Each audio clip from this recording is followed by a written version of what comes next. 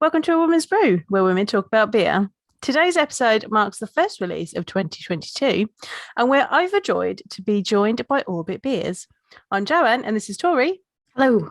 And we're two beer-loving women on a mission to get more people drinking and talking about great beer. Come join us.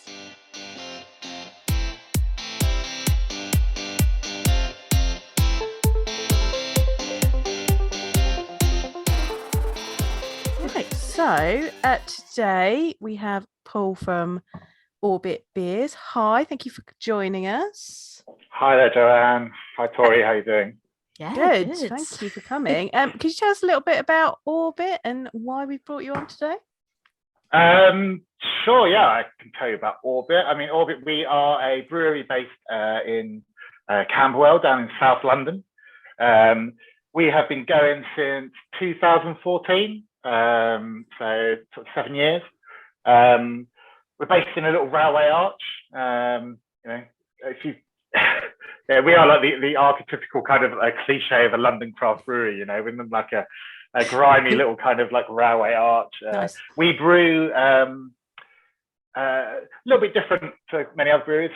We don't, instead of sort of focusing on doing like big like hoppy kind of IPAs and stuff like that, we tend to focus more on like kind of European kind of beer styles. So a lot of like traditional and kind of like heritage kind of beer styles, but then sort of put like a kind of like modern sort of like twist on them. So we do quite a few lagers, we kind of do sours, and not so many of those big sort of hoppy pale ale stuff. We're pretty small brewery, pretty small team.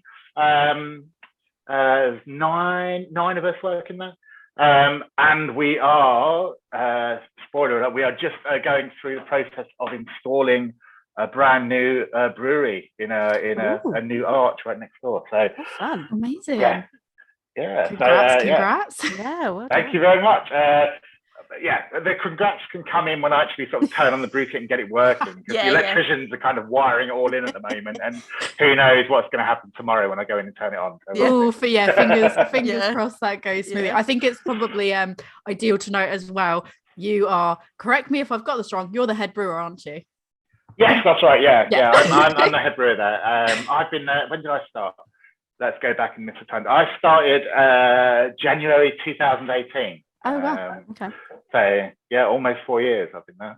And yeah, me personally, I've been brewing professionally since about 2013 or so. So about 8 years. Worked at plenty of different breweries. I started off at Weirdbeard Brewery over in West London. Just started there as like a brewery assistant, My friend Daniel Vane was a brewer working there at the time. And he's like, do you want to come down and just like help out like a couple of days a week? I'm like, fuck yeah, I'll do that, So I was working in a pub at the time.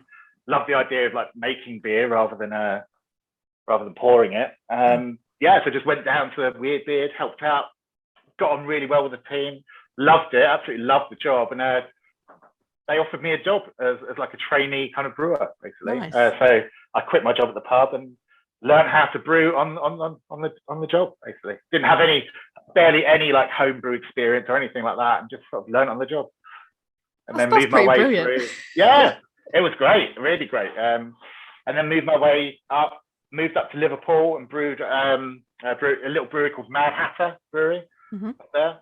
That was great, doing loads of weird, like experimental kind of one-off beers all the time. And then came back to London and worked at Thorpure Brewery, which is where I kind of learned the big sort of industrial kind of like brewing kind of styles and like all things like that. And then settled down at Orbit, and been there for 4 years now. That definitely answers one of my questions that I was going to touch on later, because I'll get to it in a minute when we actually get to the question that I've got for you. But I thought something was right, and I think Before I get onto that though, just a question. So I know, like, if anyone's watching the video, I've got a bottle of your fine beers, and your logo is it appears to be the spindle piece, the spindle adapter piece for a record player, for a vinyl player. What's the inspiration behind that artwork, and how does that link into the name Orbit? Does it link into that name? Yeah, it does. It does.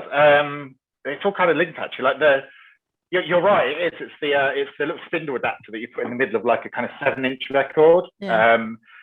And that kind of links in with the brewery owner, who's called Robert. He is, how can I put this politely? He's absolutely fucking bonkers for like music. He loves it. He's like, yeah. Well, like when I first met him at the brewery, he was like, "How old is he?" I apologize, Robert, if you are listening to this and get it wrong, but I think he's kind of like late 50s, and he goes before the pandemic. He was going out to a gig like 3, 4, maybe even 5 nights a week. It was like, wow. Like crazy, this guy. So there's a lot of kind of musical kind of inspiration and kind of like references like with the brewery. That's one of them. A lot of our beers are like named after kind of musical kind of references and stuff as well. Robbie and Sarah, who are two sort of people at the brewery, they're both like DJs, and they sort of DJ events, beer events and stuff. So yeah, there's a big sort of music and kind of beer sort of like crossover there. And the name Orbit actually links back to Robert. When he was a little tiny baby, he couldn't pronounce his own name, and he used to call himself Orbit. Oh, Orbit. wow. I didn't suspect that at all. That was not even a guess. Oh, I love that. Yeah. So he figured he'd name the brewery after his childhood sort of nickname. Amazing. Pretty cute. Oh, Yeah. I I don't know if you can love see that. as well, but I don't know if you can see as well, but on the label, whenever you read I'm going to ruin Orbit beers for you here. When you look at the label, the O, I always think looks a bit like a C. Yeah. You can kind of. So then you just look at it and you go, oh, it actually says Cribbit. Oh, yeah. Cribbit beers, and I'm like, oh no. So yeah, I sometimes introduce myself as the head brewer at Cribbit beers. Cribbit. I'm like, oh, is this trendy new brewery you've never heard of? Yeah, it was Cribbit. It's quite cool as well on the side, because I'll just put it on the video. I don't think you can really see that, but it shows like sort of this one that I'm happen to be holding as a Sazerac sour that we're going to drink in a minute, but it's got like sour cocktail and sour beer, and there's almost like knobs that are showing volume knob, like a volume knob on the side. You've got like rye and bitters, and there's just the volume knobs that go to the side of it as well, which is a bit of like a musical nod as well, which I thought was quite cool. Yeah. But that's really interesting. I never would have guessed that. Yeah. Good. Amazing. Oh. Yeah, that's really fun doing those little sort of mixer kind of volume knobs on there. That's really fun doing that, because every like new beer we do, we have to think up like two of the kind of knobs and where it's going to be, and we normally do one that's kind of quite serious, about the actual flavour, and one that's like a bit of a joke as well. Yeah. So like on the brewery kind of WhatsApp, we have like every time we do a new beer, like everybody sort of puts forward their kind of suggestions. There's some very amusing ones that don't make the cut quite often. Yeah. I happen to notice it, 'cause obviously I've got my record player behind me, and it's like, it looks like the two little knobs that are on my not vintage by any means record player, but my little plastic knobs on my modern day record player. But yeah, so I've had a long day. I think everyone, you said you were up quite early, Paul. Shall we crack a beer and get on to the drinking part of it? I'm excited. Should we go to Sazerac first? Yeah. Great idea. Is your bottle opener as well? Because we got bottle openers. We got the pack and we got the bottle openers. Oh wow, you're getting the whole kit. Yeah, it was quite a good deal. It was a really good deal at the Christmas market. 20 quid for a bottle opener, a bag, and 6 beers of your choosing. It was wow. It was bargain. Nice. My first question is, what is Sazerac? It's a cocktail, yeah? The Sazerac. Oh yeah. Yeah. Ooh. It is, yes. The Sazerac is a cocktail from like New Orleans, like Louisiana in the States, and it's a bourbon based cocktail made from rye bourbon, with a little touch of kind of absinthe in there, and then it uses these things called Pachard bitters. That's got this really heavily spiced kind of bitters with like licorice root, bit of wormwood, bit of cinnamon, bit of cloves. all that kind of stuff in there.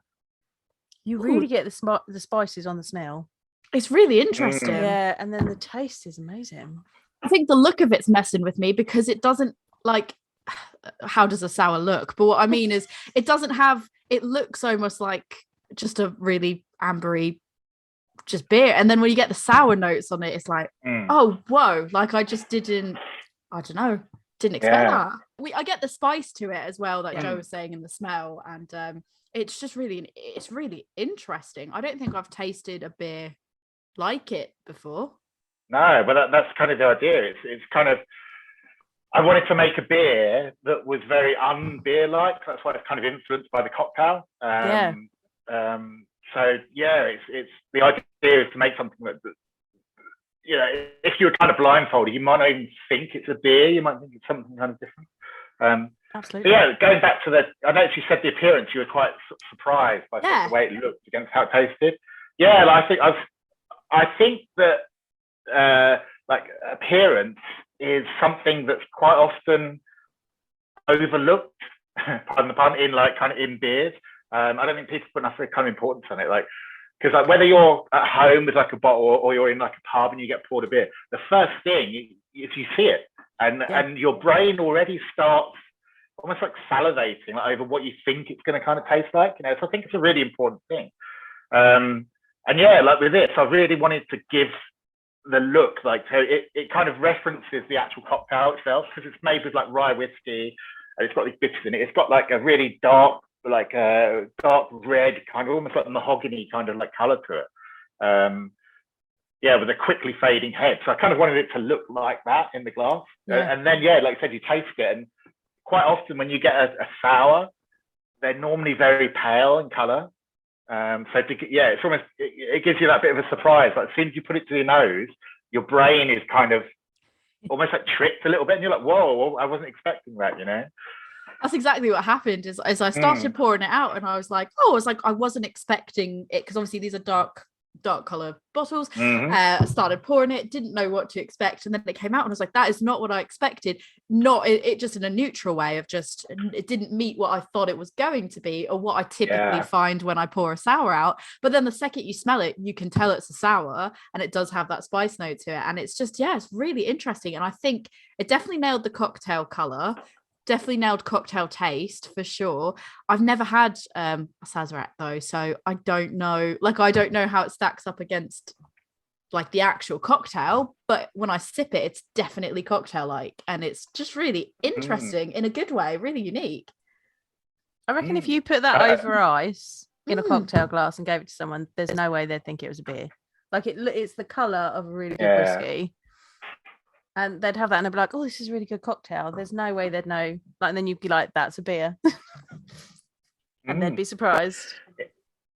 Oh, I'm glad. I think it really kind of it kind of did hit the mark this time. Like some of these beers, when you're doing these things that are a little bit left field, a little bit, you know, out of the ordinary, it can be a bit hard to land them sometimes, you know. Like you can do you're kind of brewing it and you're thinking, yeah, this will go great, and it's almost like a gymnast, like on the apparatus, you're on the high bar and you're spinning around, you're thinking, God, this is so cool.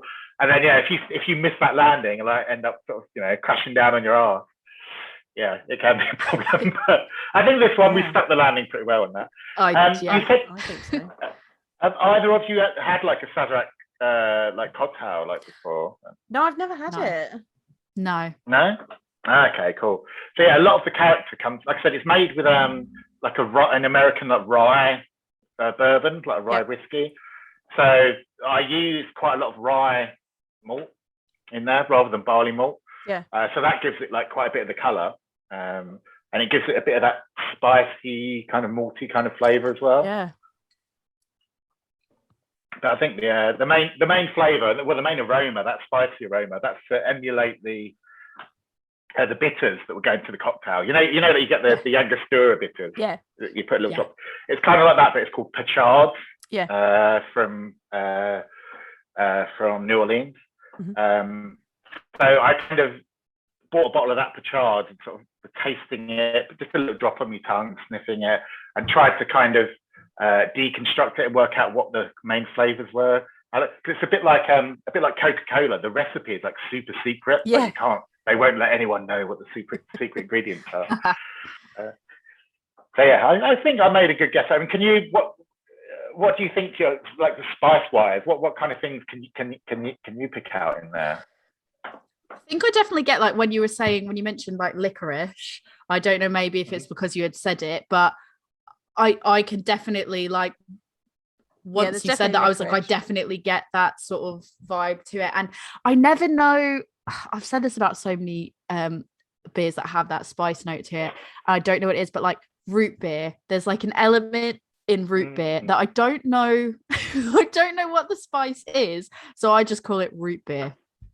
And I can't nail what the spice is, but it is like a spicy type, muskier type. I don't know, not musky. That's not the word I'm looking for. I'm getting wood, but it's not. And maybe some 5 spice. Wow. Well, do you know what? I think both Tori and Joanne, you should get a craft gold star for that. Because yeah, you're right. Tori, you said licorice and then mentioned root beer, and the main ingredient in the spice there is licorice root. Oh, so licorice and root, like root beer. Yeah. And Joanne, you mentioned wood as well, like a woody flavour. And the second main ingredient I put in it was wormwood. Yeah. So there you go. Interesting. Yeah, no, it's like I said, I think it's definitely, I think you've stuck the landing on that. That is, it's beautiful. Yeah. It's, I don't know. I kind of went into it being like, I don't know what the cocktail is. I kind of Googled it quick. I saw it was sort of bourbon. I was like, oh, don't know how this is going to be. I really enjoy it. And it's really, really interesting. But I do feel like you guys make some really interesting stuff, which I mentioned at the beginning. I thought I had an idea about something, but I wasn't 100% positive. So you do a tzatziki sour, which I've got. Is that one that, is it a similar recipe to the Mad Hatter one, or is it a totally different recipe to that? Because I noticed that you said you worked at Mad Hatter, and I know that they also had one. Yeah, that's right. So I was the head brewer at Mad Hatter back in, 2014 to 2016. Yeah, and I basically came up with the idea for tzatziki sour when I was there. Kind of like invented it whilst I was working there. Quite amusing actually. Like Gaz and Sue, who were like the owners of the brewery. I remember, I think it's summer of 2015. They went away on holiday for like 3 weeks to, I think it was Portugal or something. And I mean, they're really cool bosses to have. They're sort of so laid back. And they basically just went away on holiday for 3 weeks and said, we're going away for 3 weeks, just like, brew whatever you want and we'll see you in 3 weeks. I'm like, oh, great, excellent. So yeah, I had this idea. I'd actually been away on my own summer holiday. I'd been away to Greece that summer. I'd also recently been to Brussels in Belgium as well. And I visited like the lambic kind of breweries, like what's the lambic brewery in Brussels? Cantillon. Yeah, Cantillon. Cantillon, yeah. Visited there, and then whilst I was in kind of Greece, I could say, I've drank loads of Mythos lager when I was there, so that wasn't really an improvement. But I did have like loads of kind of tzatziki and the cucumber and the mint, the yogurt. And I like the idea of like, whilst my bosses had gone away on their summer holiday, I brewed a beer influenced by my kind of summer holidays as well. So I kind of had the idea of doing like a sour beer that was like, inspired by the Belgian kind of lambic stuff. And then the tzatziki flavors, I was like, mint and cucumber would work really, really well, like in a kind of light sort of summery sour beer. And at the time, I'd never done a sour. I think I'd done one sour beer before and it didn't work out so good. So I got a tip off of a guy called Matt, who at the time was the head brewer at Hawkshead Brewery, and he's now left Hawkshead, and he started up his own brewery called the Lakes Brewery. Yeah. Yes. Yeah. And he kind of gave me some tips because I was a very young fledgling brewer at the time. He was very experienced, and that's the great thing about the craft brewing industry is that everyone is really free and open with sharing like information. And he basically told me about this technique he had used for a sour beer at Hawkshead, where he just put loads of yogurt in the beer, like natural yogurt. Oh, wow. and if you get like a natural yogurt, it's got like the live cultures of bacteria in it, and that bacteria gets to work on the beer and sours it, produces lactic acid, like eats some of the sugar and produces lactic acid. Oh, wow. So I'm like, hell yeah, sour it with yogurt, put cucumber and mint in it. That is basically tzatziki. Yeah.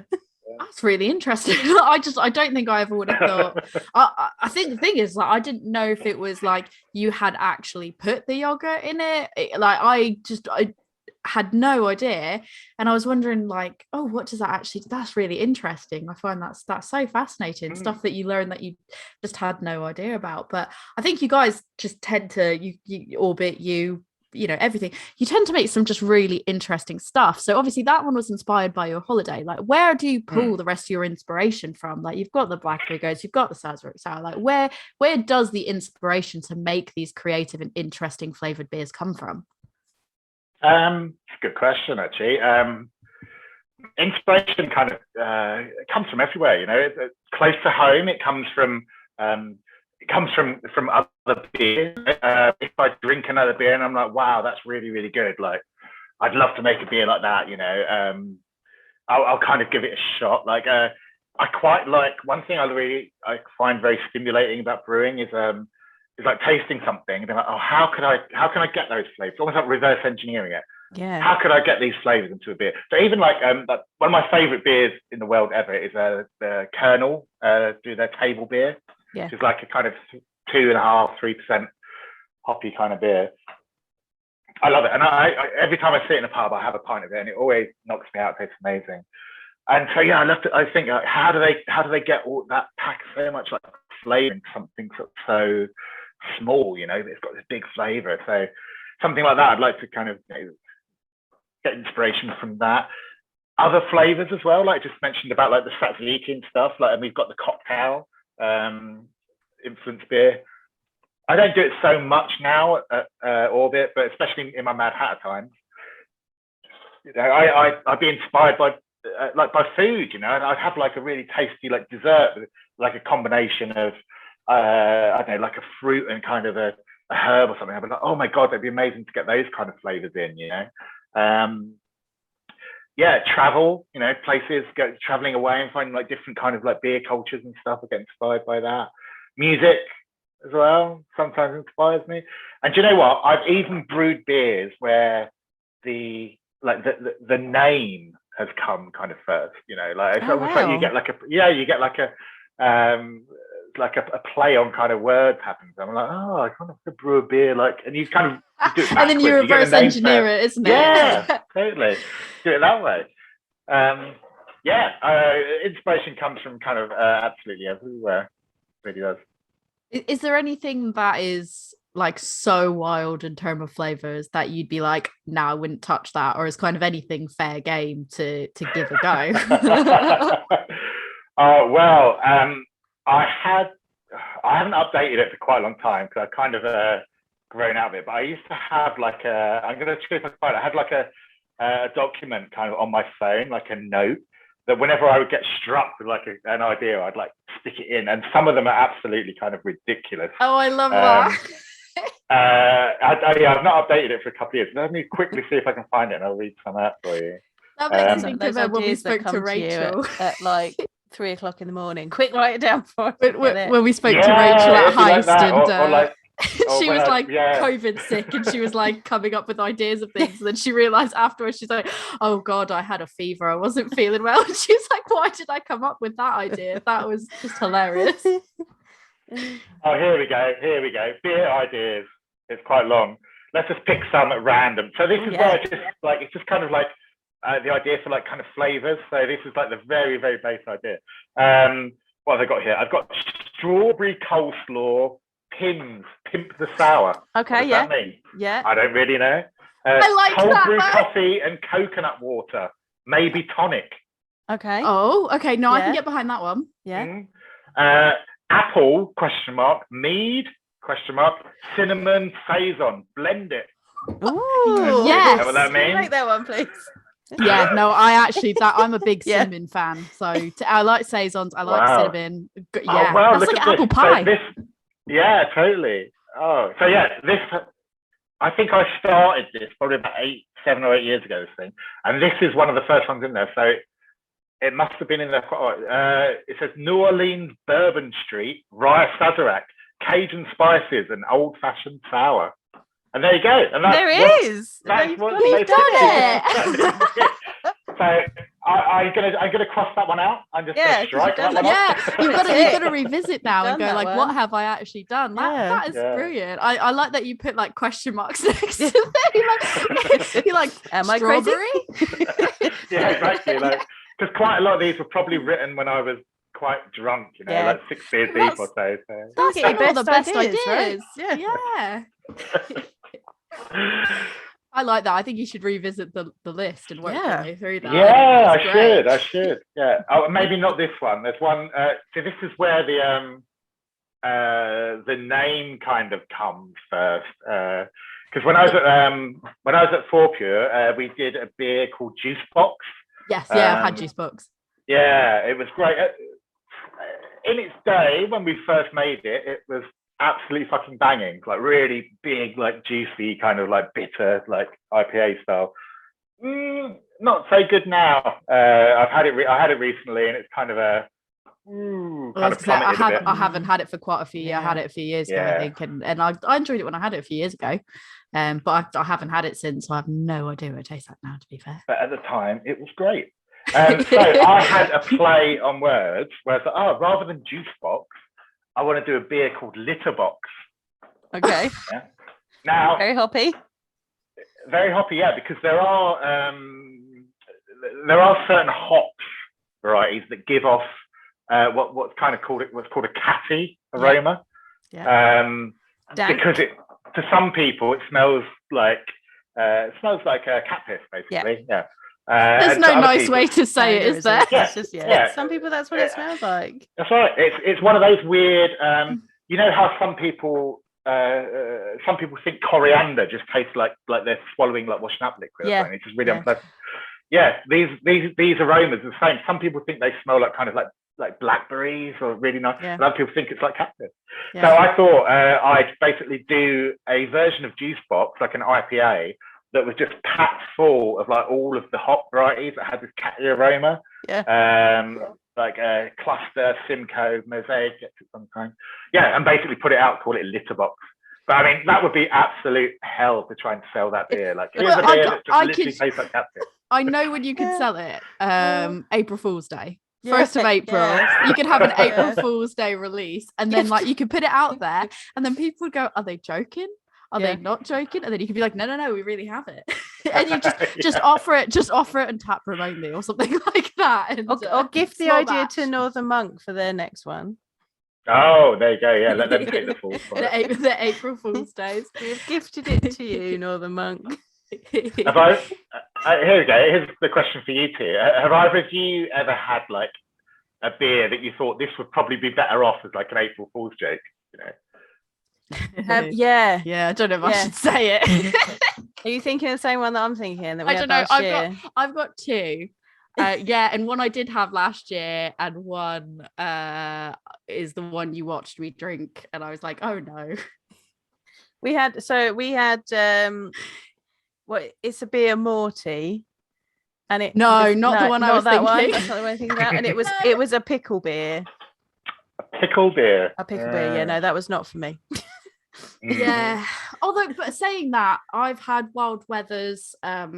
They've done Damn Dead Cucumber, which I never really connected to the fact like that's a pickle. And the first time I had it, it was very pickle juicy, and I was like, oh no. But then I've had it since, like many times since, because I gave it another shot. They were saying, I'll drink it out when it's nice and sunny out, or mix gin in with it. And actually, I was like, yeah, this is really, really nice. The one I was thinking of was the Boss Beers bubblegum one, because it didn't taste like bubblegum. And I was like, I will give this a go. Just because I was curious. I was like, let me give it a go, because like bubblegum's nice, but it didn't taste like bubblegum. So I was like, ugh. So that's the one that I was thinking of. But yeah, I agree actually. The pickle one, I felt so bad because I was like, it's done exactly what it's supposed to do. It did exactly what it said it was going to, just it was not for me. Yeah. Mm-hmm. Yeah, well, I mean, that's good. I like, as long as you knew kind of what you were getting into, Joanne, it advertised itself as pickle beer. You're like, I no, I what it's don't. gonna be Have like, we but I'm picked gonna up I that drink it was it. pickle beer? No, so we I knew that didn't it was know. called It's a Beer Morty, and we were like, that's an interesting name from Rick and Morty. Interesting. And we drank it, and we were like, what is this? And then we were like, Pickle Rick. I should have put two. I Oh, I should have see. put Yeah, two and two we should have put it. together. And then when we drank it, we and were I like, didn't. oh, now we get it. Yeah. Oh, sorry, I misunderstood. I thought it actually advertised itself as like a pickle Well, it beer. probably was when they put it out, but we got it in the Collab Fest box. So it was, so we didn't exactly know what it was. We just knew the name of it. Oh no, I bought it. You bought it. You bought it. And I bought it I because didn't. I got mine as a surprise. I got it because the Rick and Morty reference, but I was being so stupid. I never put 2 and 2 together. And I was like, it's very obvious now. And how I should have known that. Yeah. And I just didn't. I was just like, yeah, I'll go with that one. It's a Rick and Morty reference. I'm always happy to try something new. Yeah, I thought it was like it, but you can try interesting things. It was really good. It was really good in the sense of it was exactly as it as it was meant to be. It's just that preference wise for the taste that I like, it wasn't for me. No. Did you rate it 0 stars on Untapped? No, I don't. I don't think I rated it. I don't think I rated it. I think I was just like, this is it. It is the beer that it says it is. Now that I've read the description of it, I was going to say actually, I think I actually rated it high, and I said I think I rated it quite high and said tastes exactly as it's supposed to, which means I don't like it. Yeah. Oh, well done. Yeah. I appreciate that. Yeah. I think my favorite review of any beer that I've ever brewed was somebody on Untapped, like kind of reviewing Sazerac sour. Yeah. I was like, Sazerac beer tastes like cucumbers. I fucking hate cucumbers. 0 out of 5.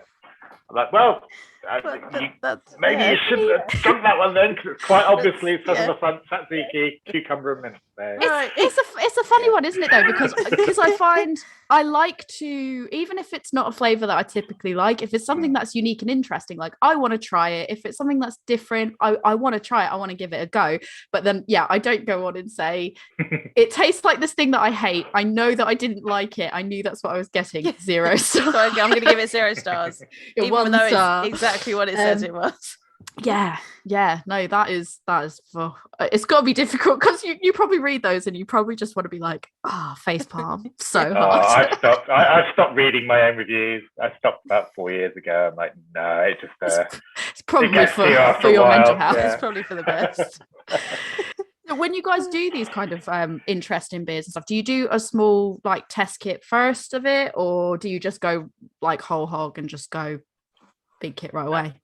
Okay, so we at Orbit we don't have a test kit. We don't have a pilot kit. Called in Brew. We don't. We just have a main kit and that's it. So we go like all in on it. I've been at breweries like For Pure. They had like a little kind of I think the 50 litre like little kind of test brew thing. So I've kind of done tests on that.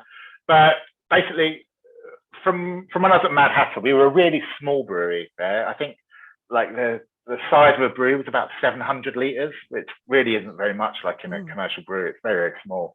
But we did have like loads and loads of fermenting tanks. So it's probably, I think we were about 20. So we were brewing lots and lots and lots of like one-off beers in very sort of small batches. So if one didn't quite work, it didn't really matter, because there was like, there'd be another one coming out in a few days' time. Do you know what I mean? Yeah. So I kind of got into like a way of kind of working there where I didn't worry about making a mistake, or just kind of I was quite happy to have an idea, go with it and roll with it, and if it didn't quite work out, hey, it doesn't quite work out, maybe we'll brew it again and change it, maybe we won't, that's fine. So I think I've got a very open and kind of quite free kind of attitude towards kind of brewing in that way, that basically the way I view it is, if you're not confident enough in the idea and the recipe and stuff that you have to kind of brew it on a little test kit, then maybe you shouldn't be brewing it in the first place. Maybe just like, kind of go back to the drawing board a bit and kind of like think it through a bit more, Yeah. I think confidence is key, isn't it? And I think, to be fair, like, I'm so surprised, like you can like play around with something so interesting and unique, and then it turns out so good. And it's like I would have guessed like, oh, you probably did like a test batch first, you played around with the flavor, like the fact that you just went all in on it and it's come out so good for something so unique as well. That's really impressive. So well done for that. Thank you. Yeah, some of them do. Some of them don't work out so good. You know, there definitely have been some where I'm like, I didn't quite get that right. You know, if I brewed it again, I'd definitely make quite a few changes in that. And hey, that's fine. Sometimes we brew them again, sometimes we don't. And yeah, you just forget about it. It's like, it's in the past. It's fine. Don't worry about it. It's also like that risk and reward thing, isn't it? It's like you could play it safe, but it's never fun playing it safe, is it? Exactly. Some of the best stuff comes from not playing it safe. Exactly. In the immortal and wise words of S Club 7, reach for the stars. That's something I never thought was going to come up. That is brilliant. But we're all about music here. Yeah. I love that. Shall we crack the second one that we've got open, which is the Blackberry Gose? Yeah. I'm really excited about this one, actually. I've only just realised actually that I've cheated a little bit on YouTube here. That Sazerac sour, I just grabbed one out of the brewery fridge today, and I actually grabbed the barrel aged version. Right. Because we had two bourbon barrels, and we filled those with the beer and aged it for 3 or 4 months because I wanted to get more of the bourbon flavour, like it would be in the cocktail. So I actually had a different experience. I had a little bit more of the woody kind of bourbony kind of flavour. Yeah, I was going to say I saw when I was doing a bit of like sort of research and stuff as well before I contacted you guys. You had like the Diggers series, which those were sort of like barrel aged ones. I mean, the one that the stout, was it the stout one? You did a stout, did you, with coffee? That sounded amazing. Old Spike Roastery, I think it was, and they support like the homelessness charity, which is really brilliant in itself. But that barrel aged one just sounded amazing because I love coffee. I'm not a tea person, I'm definitely a coffee person. So the idea of just getting this barrel aged beer that's got this nice like actual roasted coffee from like a local roastery like that just to me just did it. Yeah, love it. Track that down. We brew quite a few beers with coffee because we work with Old Spike. They're very local roastery. And you said they're very sort of focused on kind of like basically doing good in like a kind of social kind of sense. Like, they employ they give like kind of jobs and kind of training experience for like homeless people and like ex-offenders and stuff as well. Like people that might find it difficult to kind of like get their way kind of like a foothold back in kind of society after they've been through tough times and stuff. So we love to support them. We've done that stout that we barrel aged with like on their coffee beans. What did we do recently? We did a breakfast stout, which has got kind of like loads of oats and coffee and a little bit of like cocoa in it as well. So we've got a little relationship going with Old Spike. Like we get some coffee off of them. We give them like a case of beer every month, So we get our coffee in the mornings when we go to the brewery, and they get some beer out of us. That sounds like the best exchange. That sounds like the best exchange of the world. Exactly. I love it. Yeah, I was like drooling going through some of the beers that were on there. I was just like, that sounds amazing, and that sounds amazing. I think like when we came up to the stand at the London Craft Beer Festival, I was so overwhelmed by choice. Like everything sounded amazing, and I was like, literally, that one, and that one. Like I think I missed a whole bunch. Like I missed some of them as well, and I was like, oh no. After the fact, I was like, I should have thought longer on this, but I felt like I was already taking time at the front of the queue. Yeah, the lady that making my mind us up was so patient. Was very, very patient while we were like, what about that one? What about that one? Yeah, and then I saw the tzatziki sour and I was like, I need to have that one. That one sounds interesting. I've got to give that one a go. This smells lovely. In future, whenever you're in that kind of situation again, the words to use are one of everything, please. Yeah. I did think about that. It was a lot of choice. So I went. We had to carry them home. Yeah, I know. Of course, that's the problem. Wasn't a great time in my. I'm not particularly fit, so yeah, that backpack home was not a lot of beer home that day. My husband was like, "How have you been walking around with this all day?" I was like, "It's good." We stopped off like on the beer mile as well on the way home, and he was like, "How did you make another stop after leaving here, and you proceeded to take this on the tube, and I was like, it's good. It was beer that needed to come home with us. Yeah, I got my exercise in. It was good. Yeah. Oh, this literally smells just really lush. Like it just smells like a nice. It smells almost like when you have a nice like a berry tart, like an actual fruit, like a dessert tart. That's what I get from this. There's that little bit of sweetness, but there's that heavy like tartness to it as well. Yeah. Proper bramble. Yeah. This is exactly what this is all about.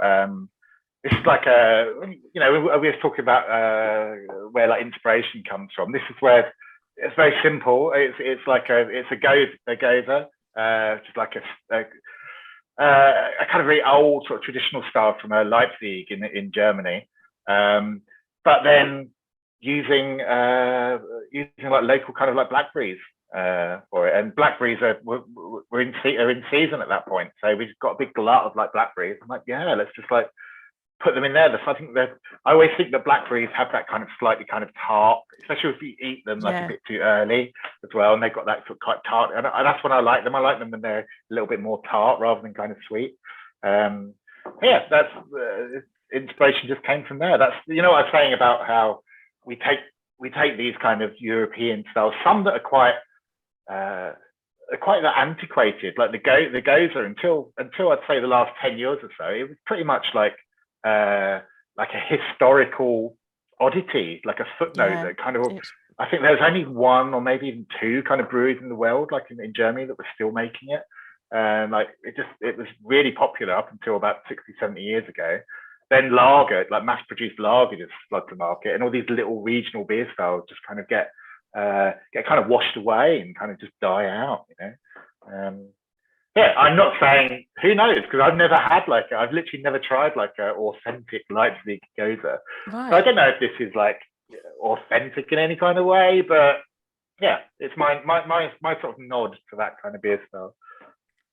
I think it's certainly like lands in the way that I think you expect that style to land. So yeah, the sourness. This is the sourness is much less, much more mild than the Sazerac that we had. It's just, rather than being sour, it's more just like a little tickle tartness kind of on your tongue, kind of afterwards. And the thing that makes the Gose its real signature flavor is the salinity, like the saltiness. Yeah. I think that comes from like the what's the name of the river? I can't remember. I only got a D in geography at school. I'm not very good at it. But the river that runs through Leipzig it's got a really high like saline content. It's really salty. So the beers they were brewing from using that natural water had a really high salt content. So that's what gives it that kind of salty, kind of savoury tang to it. Of course, the Thames is not salty, and you don't want to brew directly from the Thames anyway. No. So to get that salty kind of flavour, I just put some like Himalayan kind of rock salt, like in the brew, in the boil, to give it that slight tang. It's really drinkable. It definitely makes it that you get that slight tang at the end. You definitely want to take another sip. Yeah, I was going to say it has that moorish quality. I think the salt comes in for me anyways, like towards the back end of it as well, and that's what sort of makes me want to go back. And it almost kind of like after I've swallowed it leaves a bit of like a bit of dryness as well, and it makes me want to go back for another sip. And I think that's what kind of makes it that moorish quality that you just want to keep sipping on. Like I just drank that. Obviously, I didn't pour the whole thing out. I only poured it up to there. But I drank that quite quick because I was like, I can't stop taking a sip from it. Really refreshing. It's really nice. Yeah. I feel like it would be perfect in the sun, and I think with your cocktail inspired beers, I feel like you could make a really good cocktail, like a beer cocktail, using that as well.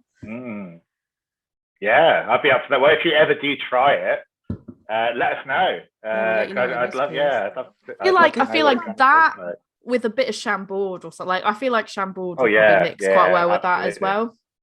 I'll have to give something a go on that because I think it would make a really good cocktail. It would. I mean, you hit the nail on the head there. It's definitely a summer beer. Like, that's definitely in the back of my mind when I'm kind of making a beer or like designing a recipe for beer is like the kind of like situation that it would be best to drink it in, you know. And this is definitely one, like, you know, that kind of like late summer sun, like, you know, when the sunset's going down and you've got that purpley orangey kind of sunset going, you know, and you've already had a few beers, you know, a little bit sort of rosy cheek kind of thing, but it's still warm outside. Yeah, that's exactly when you're meant to be drinking this beer. I really love that. That's how you describe that, though, because I think, like, I do think about things in terms of that as well, in the sense of like, not with every beer, but there are definitely certain beers where I sit there and I go, the perfect setting for this is XYZ. And it's just really interesting because I don't think that gets talked about a lot. And so it's interesting that you describe thinking about it in that way as well, because I think there's probably a lot of us that think about particular beers in that sort of scenario setting. It just doesn't get talked about. So yeah, I totally relate to that. Beer can be so beer situational, like and when you drink it, it reminds you of certain times and certain things that happened. Like, that's the amazing thing about beer, is the memories and the things it brings back when you're drinking it.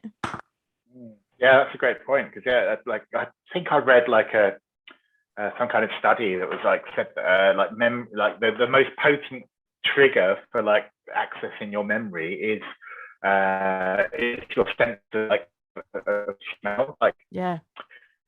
So like if you, I mean, like your taste, like when you taste the beer, I think like 90% or something of what you experience is coming from the smell of it, basically. Yeah. But yeah, that's definitely, so like tasting that beer, like can like, you're right, can like just whack you like straight back to like these memories of like, oh, when you kind of drunk it before. Absolutely. For me, it's almost like sort of a late spring, early summer, as opposed to like the height of summer. I think it's kind of like that freshness of spring when it's just starting to warm up and head towards summer. Like, that's where, for me, this taste sort of falls into play. When the brambles are just starting to grow, and that's when you're like, oh, yeah, that's what makes me think of. Yeah, I love it.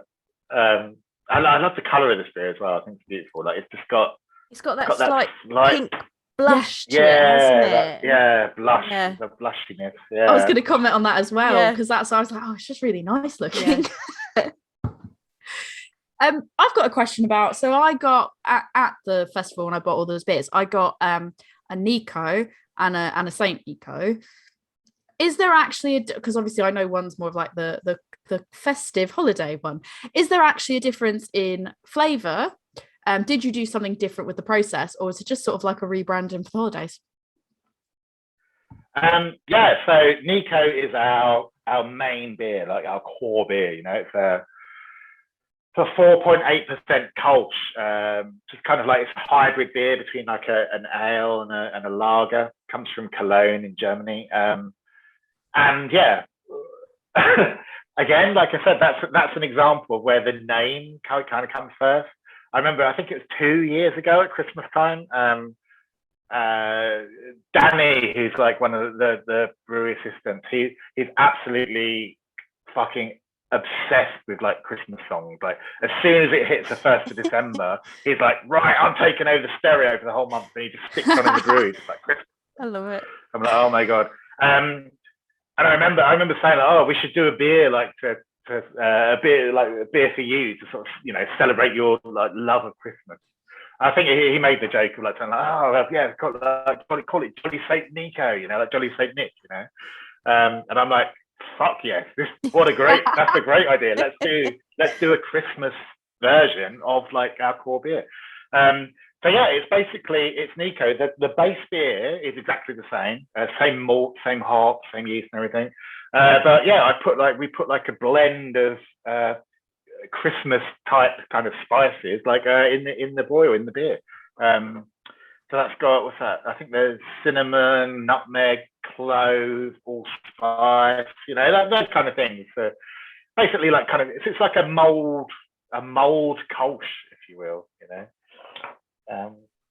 Yeah, I just thought that name was just too good to like not. Yeah, it's like an open goal. We just really need to like bury it in the back of the net, basically. Yeah, I was really like, so I got one of each, and now I'm just even more excited to, because I thought I'll get one of each, because that was my understanding, it was like a variation on the original, and I was like, oh, it'd be really fun to sort of. I love doing beer comparisons myself, so I like getting ones that are all either variations of one, or like just say all of a particular tiramisu stout or tiramisu, something like that, and I like to just compare them, just because I think it's fun, not to each other per se, but just in the like, what are the similarities and differences, and how close is it to what it's trying to get to, and that kind of stuff.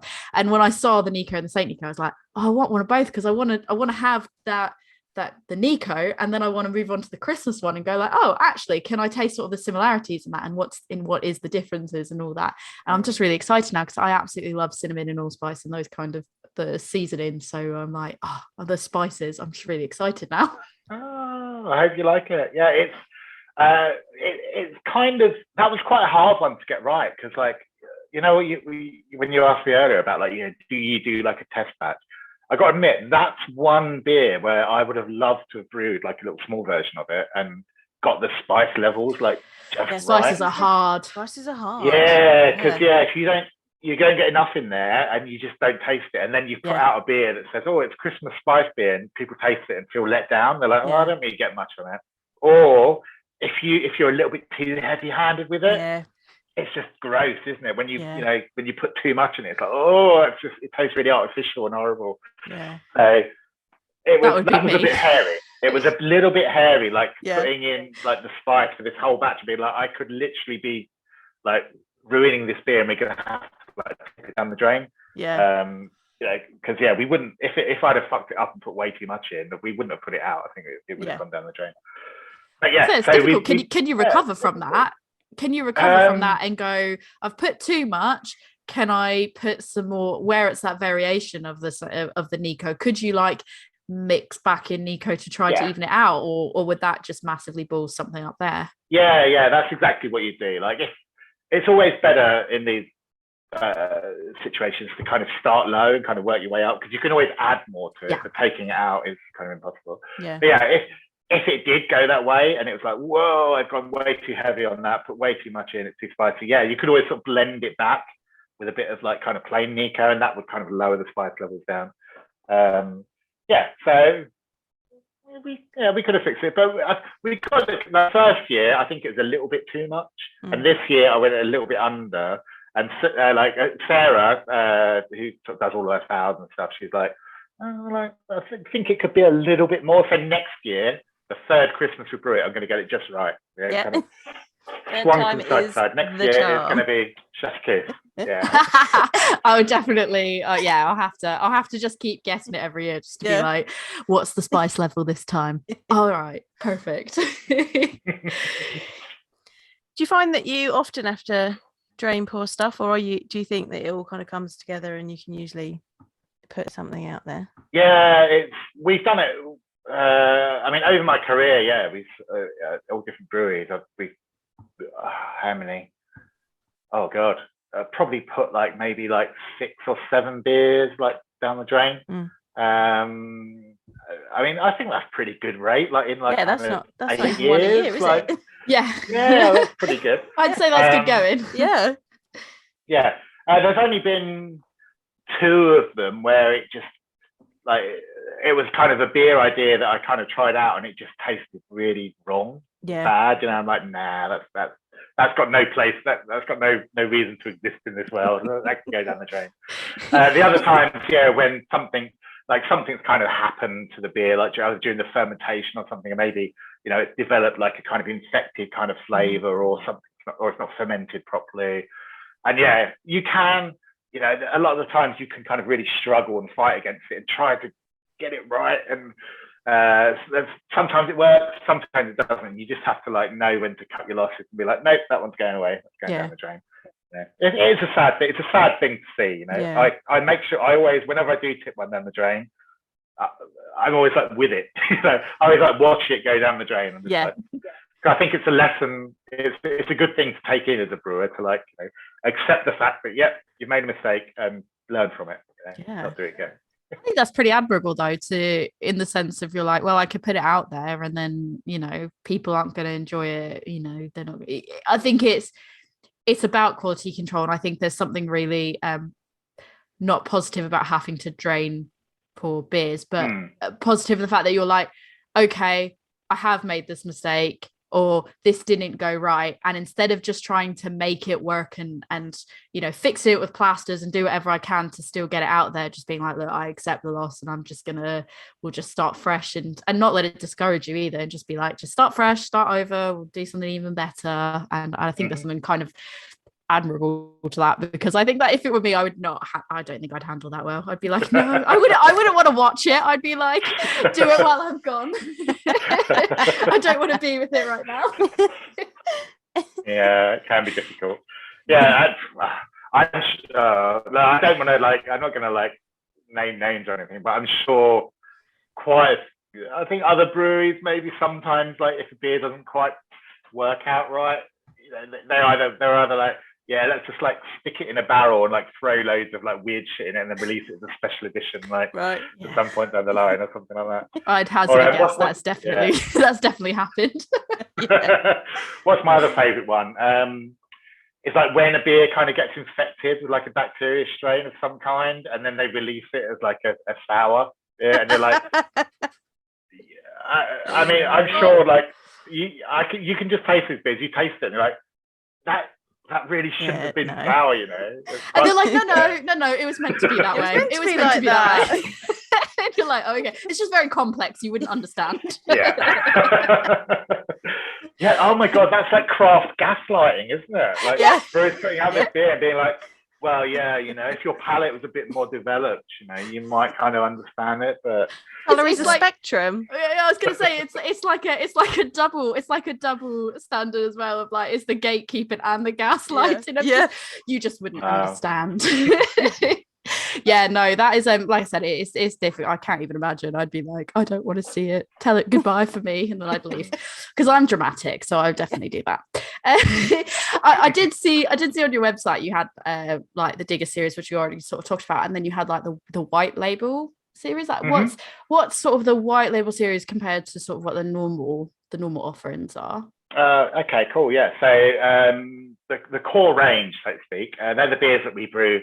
They're the beers that pay the bills and keep all the lights on, So we've got Nico, which is the Kolsch.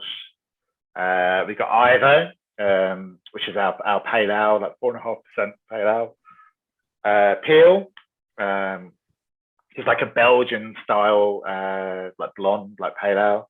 And then Dead Wax, which is a London porter. They're the main beers. We brew them all the time, all year round. Then the white labels, we brew generally about one a month or so, okay. And they're the one-off beers that we brew. The Sazerac we've got there, or the Blackberry Gose.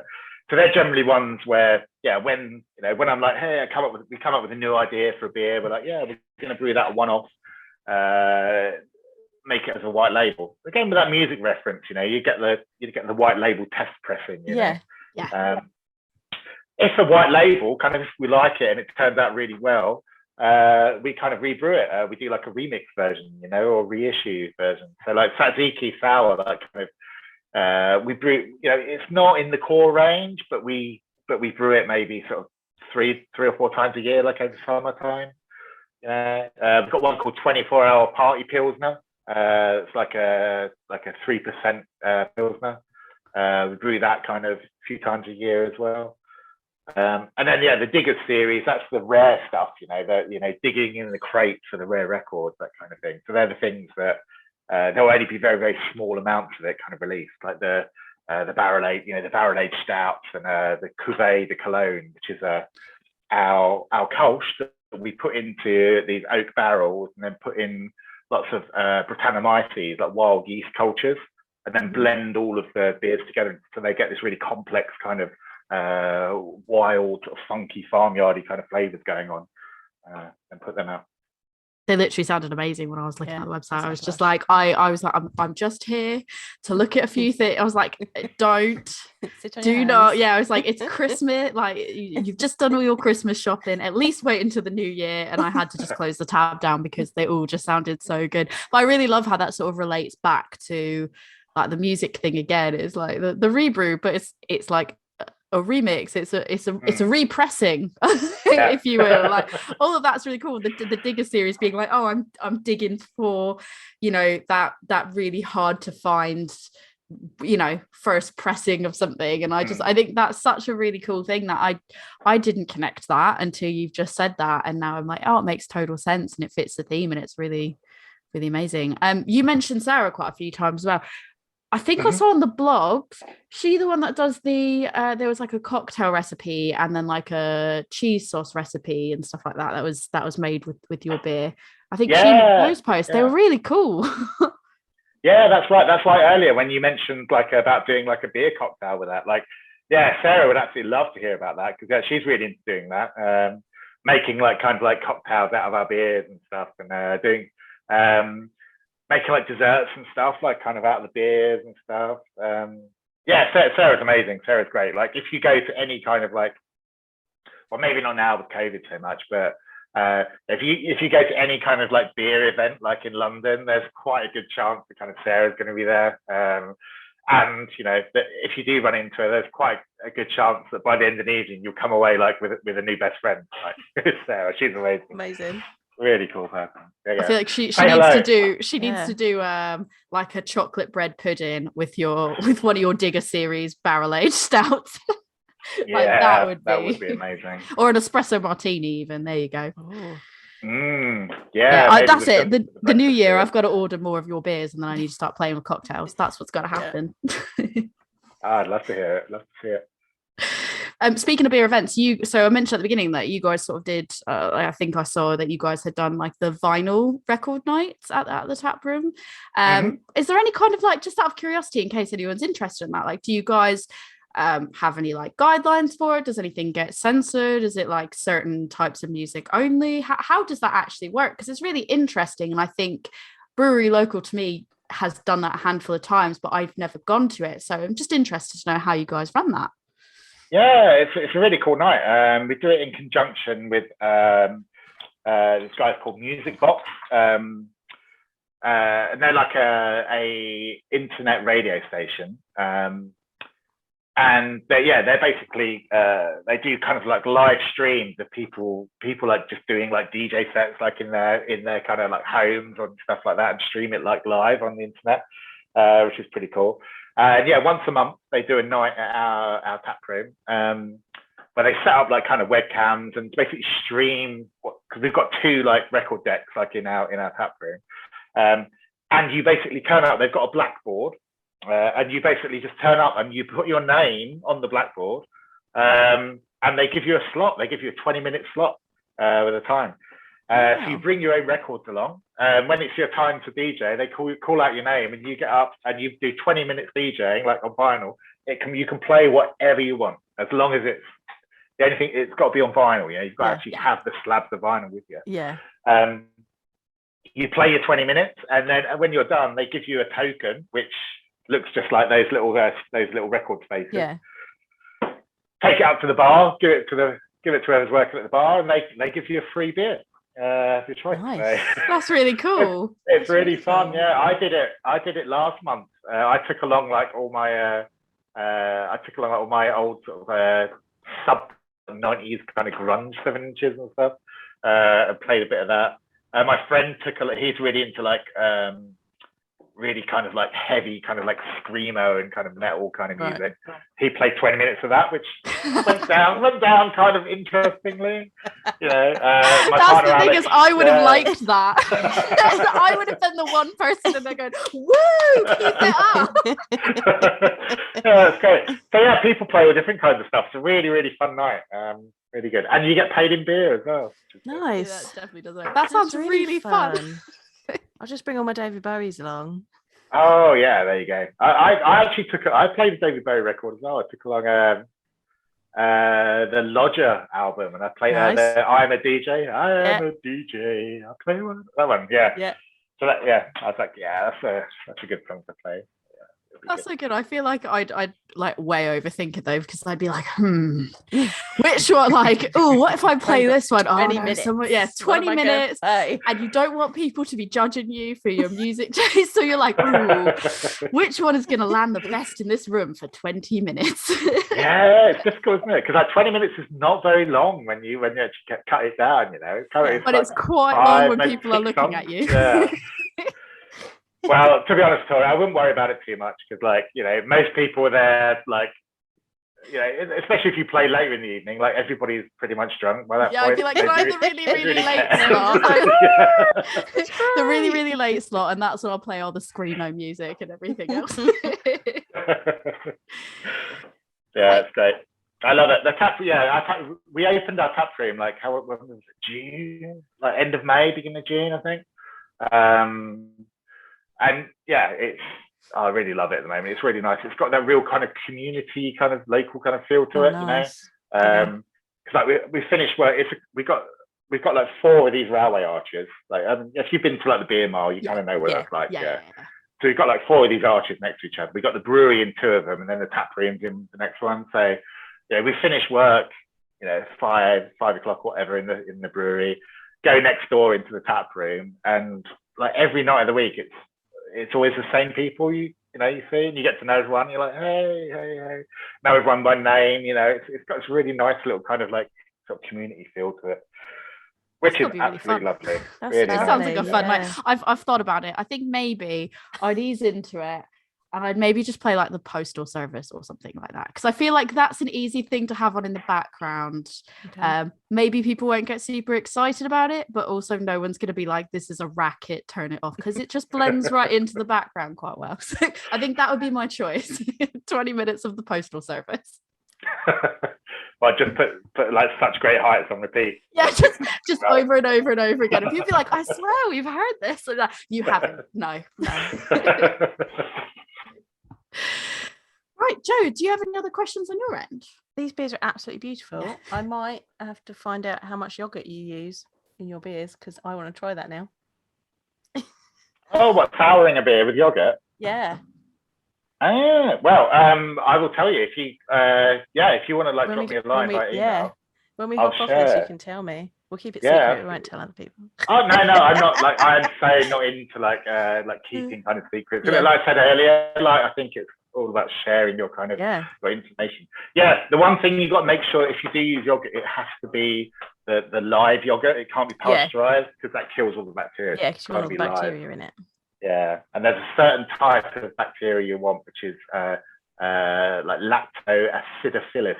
Gives that real yogurty kind of taste. Yeah. Ooh, that's exciting. It's good fun. It's a good way, really good way to sour beers. That's I've done it quite a few beers now. It always gives you really nice kind of soft kind of sourness to it. Cool. Great. Actually, I have a question for you two. Actually, oh God, I know. Yeah, go on. I've like, as a brewer, like you can kind of like go off the boil a bit, and you kind of get a bit like blinkered, like, because I drink a lot of my own beer. I know it's kind of like a bit naff, say so, but sometimes I'm just like, I'll just take beer home from the brewery. I'll just hang out in the tap room, you know. So the last like year or so, I've not been kind of like getting out there and trying like beer from like new breweries and stuff. So what's from each of you, what's like the best beer from like a newish kind of brewery you've had in like the last kind of year or so that I could go and check out? That's a really good question. I think I know what I'm going to say, but Joe, do you want to go first in case we end up saying the same thing? Because I feel like we might. I feel like we might say the same thing, so I'll let you go first. So we literally drank this week. Yeah, that's exactly what I was going to say. I drank a litre of it. Yeah, we both drank a litre of this. On a Tuesday. on a Monday. Yeah, it was a Monday night. Mirakai and Echo Brewing's Imperial Stout, which is a coffee and vanilla Imperial Stout, is absolutely beautiful. Yeah, I've just ordered. I just got 3 cans delivered to me today that I ordered after drinking the litre because it was so good. 12%. Wow. It does not taste 12%. It is incredibly dangerous, but absolutely beautiful. Yeah, and I think individually we've had both of their beers, Miracai's beers and Echo's beers individually, and they both just make stunning beers separately. So together, this was just like an absolute powerhouse of a beer. Oh, well, is it a collaboration brew? Yeah, yeah. Oh, Miracai and Echo. Yep, highly recommend them. Cool, I've made a note of that. Amazing. I think the other one that I would say, and this is maybe biased because we went and we brewed. Well, we went and we brewed a beer with him, but through brewing that beer with him, I tried a whole bunch of their beers, the tap room. I'd say Heist, which I think like people know who Heist are, but I don't think you see, because they've only recently started putting cans out there. I don't think they've been selling cans outside of the tap room for very long, if I remember correctly. So like for me, they've done so many like interesting things that when we were there, I got to try so many different things. And I was like, oh my God. And it was just like banger after banger. So their beers are really good. Oh, nice. Yeah, I've not heard of them before. Up in Sheffield. Sheffield. Cool. And they also like to get creative with stuff. So that was they've done like Rachel made that white stout that was like a strawberry white stout. It was supposed to be pink, bro. It wasn't pink. But she tried. It was supposed to be pink, bro, because it was meant to come out pink, but it didn't. But it tasted phenomenal. Yeah, so it was delicious. Oh, nice. I'll see if I can check them out and get some. Yeah, do. Yeah. Any other questions for us? That's the first that we've got a question. That's a good question. Yeah, I was like it. Okay. Yeah, sure. Okay. If Orbit were to brew like another beer based off of like a cocktail, what would you like to see? Ooh. I think I know mine. When you do yours first. Okay, I'm gonna say. I know what you're gonna say actually. But... Okay, what am I gonna say? I'm gonna guess what I'm gonna say. Espresso martini. No. I like coffee. I like espresso martinis, but no. I would say only because I've only seen one other brewery do this. But this was I am not originally, from anyone that listens to this already, I'm not originally from the UK. I'm from the US. When I first moved here about 8 years ago, I discovered what a snake bite was. And that was always my drink of choice. When I'd go out in Reading, it would be a snake bite. So I think I've only seen one other brewery do this, and I've got the bottle, but I've not drank it yet. It would be a snake bite. Wow. The classiest of all cocktails.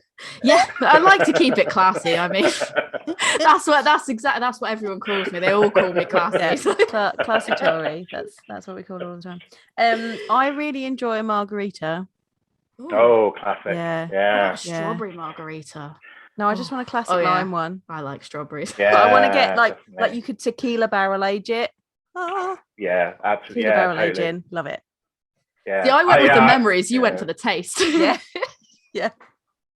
Yeah, no, margarita would work perfectly, wouldn't it? Like I can already taste it. It would be like I think it'd have to be slightly like a bit of a sour. Yeah. But not too sour. No. But like the sourness, like loads of kind of like citric kind of flavors, like for the lime, maybe loads of lime zest in it. Yes. As pale as anything, like almost like the palest of beers you could possibly get. Yeah, totally. And yeah, like you said, you've got to age that stuff in a tequila barrel, haven't you? Yeah. That'd be amazing. Yeah. Add that to the list. There you go. Yeah, updating my. There we go. Oh yeah, no, that was brilliant. No, thank you for asking us questions. Thank you. That was fun. I was just like, this is cool. I've never answered a question. No, that's brilliant. I think that covers everything. I can't wait to drink the rest of these because I saved some so that I could take a photo. Yeah, we've got to take our geeky pictures. That's all we do. It's cheesy. We do it. But yeah, I can't wait to finish drinking them either because they're really nice. I can't wait to try the rest of them because I bought a whole bunch. I'm like, yes, I'm excited. I've been saving the St. Nico for Christmas, so that's going to be a fun one. Anything you want to plug? Brewery events yourself? Anything? Feel free to plug it now. Yeah, I mean, if you're in London, if you're in South London in Camberwell, come down a little bit taproom. If you come down on a Friday night once a month, you might catch me DJing. So, amazing. Do that, and look out for our new beers because we're going to be, like I said, we're opening our new brewery. Hopefully within the next couple of weeks. So next year, expect to see like a lot more new beers coming out for us. Keep an eye out for that. That's exciting. Absolutely brilliant. Yeah. Cool. Thank you again so much for joining us and for giving us your time, because I know you're probably super busy. You get up early, probably not ideal for you. So thank you so much for talking to us. That's okay. I don't get up that early. I already live like a 5-minute bike ride from Brew. So. Yeah, no, I had a great time. It was really fun. Yeah, thanks for having me. Amazing, thank you. This Sazerac sour is beautiful. I feel like they're both beautiful. Both I'm really beautiful. excited to try the other stuff that I got. I'm glad that it was like that deal was so good. Like, so good. 20 quid for a bottle opener, which is like quite a nice. Yeah, it's a good sturdy bottle opener. It's like a wood handle and one of the slightly longer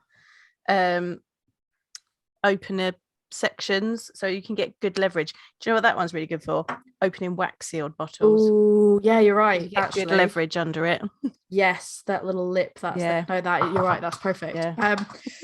I'm just really impressed because like the fact that these aren't necessarily done on like the pilot kit. They're not test brewed. It's not test brewed. It's really just the fact that you can get something so interesting and to land so well, not having even like tested that out. That's just, I feel like that's just a sign of somebody that obviously really knows what they're doing. And I think there's some element of it of like not being afraid to take risks, as you said, and I think that's really great. It's refreshing. It's nice. Yeah, and the beers are it's as refreshing and nice as the beers. I'll say that. Yeah. So. And I think Paul's like experience has given him like a really he had a really free chance to brew what he wanted, and it's because I would think sometimes when you're brewing and you're using a lot of ingredients, you might be using expensive ingredients. It can be quite scary if that goes wrong. So I think it's quite nice to have had that experience where then it builds that confidence. I think that's just an amazing background to have. Yeah, and to be supported in doing that, I think is really great as well. Like getting to learn on the job as well. That's got to be when you've never homebrewed as well. That's got to be it's got to be part of it's got to be scary and intimidating. But obviously that's turned out somebody that clearly really knows their flavors well to like a commercial brewing level. Because I imagine there'd probably be even challenges if he started home brewing and then tried to scale up, because there's always challenges with that. The fact that he got to learn on the test the actual full-size kit as well is probably really beneficial to some degree as well. And I just think, he's a really nice guy, really appreciate it. I just reached out to them because I thought we're going to drink their beers anyways.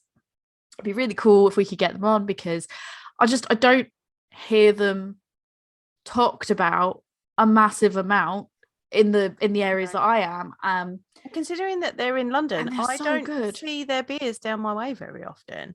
So that's why I jumped on that offer when we saw it at the London Craft Beer Christmas Market. That's it, because I think we buying a selection of their beers. We knew who they were, but we couldn't find their beers easily. They were really hard to find in that sense. And then like just to see the flavors they have, it's just, I was like, oh my God, there's so many interesting things here. So I think that was such a nice conversation, and it was really brilliant to be able to like have that conversation, because I think if we just down to like what the meaning behind the name Orbit is, like that was really funny. Yeah, that was so a really good story. It's really easy to connect with that. I think just as human beings, it's hard to not be like, oh my God, that's adorable at that story. And I think it just makes them even more endearing. Like the fact that they're nice people, they didn't shy away from a conversation, and the stories that they had just to connect was really, really interesting as well. And I can't wait to try more of their stuff. I really the sound of the vinyl nights and the tap room, that sounds like so much picture fun. that was painted of the tap room, like I really want to go there and check it out. I think the arches are all really just like, they're usually quite cool looking as well in itself, and just this visual of what I got from the way he described things. That's definitely a place that I really want to go now. So there's a few places in London that I've not gone to beer wise that now I really want to go to, so warrants a whole separate day out. I think so. I think we need to do a little jaunt around London. There's Solvay, there's Orbit, like there's all these places. Exactly what I was thinking. We need to get hit up Werewolf. Definitely. Just get go back to Three Hills, just cause. Yeah, that's a 2022 thing. We'll do it. Yeah. We'll do it. Well, Tori, if you would like people to come and talk to you about places that we can hit up on our 2022 London beer tour, where can they get hold of you? Yeah, if you want to come talk to me about places that maybe we haven't gone to, maybe they're a bit smaller, out of the way, whatever, so something that you want to see somebody actually go to, that's maybe your favorite place or some place that you're dying to go to, just drop me a message. I'm on Instagram at adventures_in_hoptimism. And yeah, from there, I have been putting out some TikToks lately. I mean, my latest one, I'm not going to say what it is because that's going to date this episode, and I don't want to give Joanne a headache, but I mean, the latest one, that's done all right. That made me laugh. So I put it out there. It's up to you to decide which one that is. And I've also been posting on my blog. And I hope by the time this comes out that I'm still continuing to post on my blog. Post more on your blog. And if not, then sorry, New Year's resolution failed. Joe, if people want to talk to you about their new beers resolutions, where can they talk to you? Yeah, come and talk to me about your new beers resolutions. I want to hear what they are. You can find me. I am a Women's Brew on Facebook, Instagram, and Twitter. I tend to hang out on Instagram. And if you want to cut, maybe one of your new beers resolutions is to learn more about beer. I have the answer. Come to my beer school. Love Beer Learning. We are on Facebook, Instagram, and Twitter. I tend to hang out on Instagram.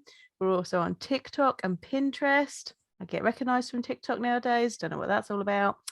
We also have a website, which is lovebeerlearning.co.uk, and you can email us lovebeerlearning@gmail.com to tell us about your new beers resolutions and all those lovely places we can visit in London. Oh, we are also on Patreon. Come and support us so we can continue to create a Women's Brew podcast for you at patreon.com/lovebeerlearning. Yeah, and go check out Orbit. And buy their really interesting beers, try making cocktails with them and reporting back on your findings, because it seems like that's a pretty cool thing to do. Yeah, all the cool kids are going to do it, so get on that. Check them out. On that note, let's go finish the rest of these beers. Let's do it. Cheers.